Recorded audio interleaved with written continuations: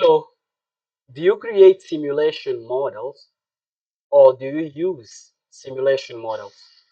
If so, this short tutorial that's for you. We have created a framework that easily helps you convert Python models into FMU and C models into FMU. So it's very easy to use our framework. And to start, let's click here. Let's first go to our repo. So once we are in our repo, we will clone our entire repo. Once we have cloned that, we can open. So we have the example folder. That's where all the scripts that allow you to convert a given model into FMU are located. And we also have this folder here. That's where like anyone can actually clone our repo and add their models. So our goal is that anyone can come into our repo and build their own models so that people can build on top of it or improve it.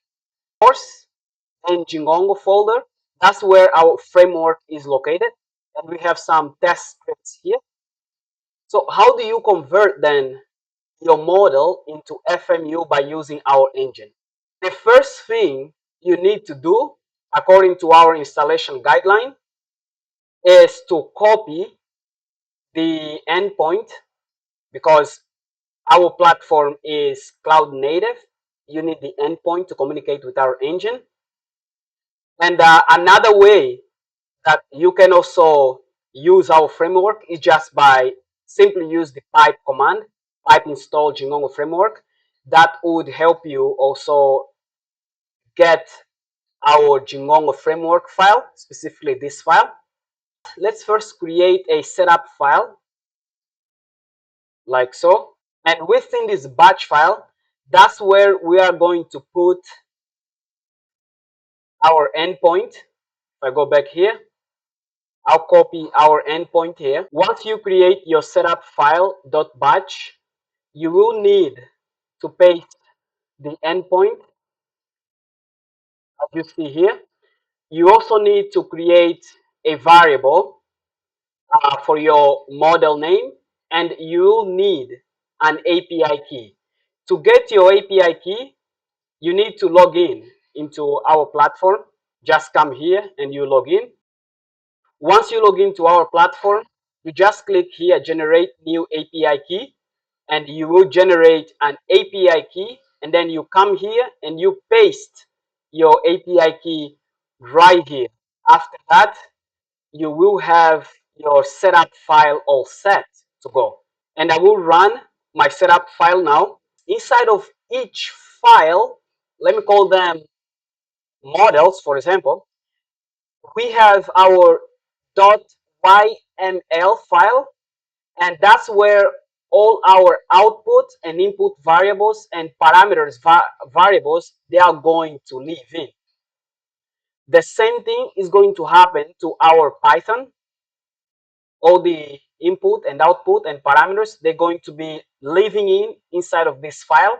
So if you have if you're creating your own models, they have to follow these guidelines. You must have this file here.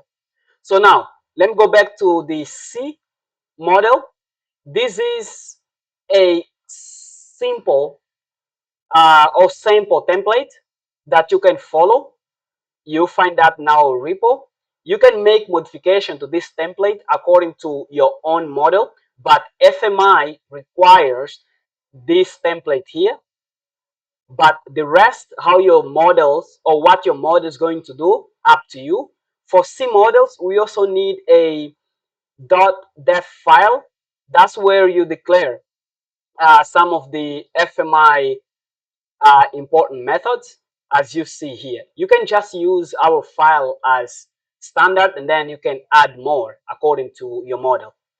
So now let me actually go back to the Python model also, so you can see how the template looks like. As of now, for Python models, we are using Python FMU in order to create our Python model based.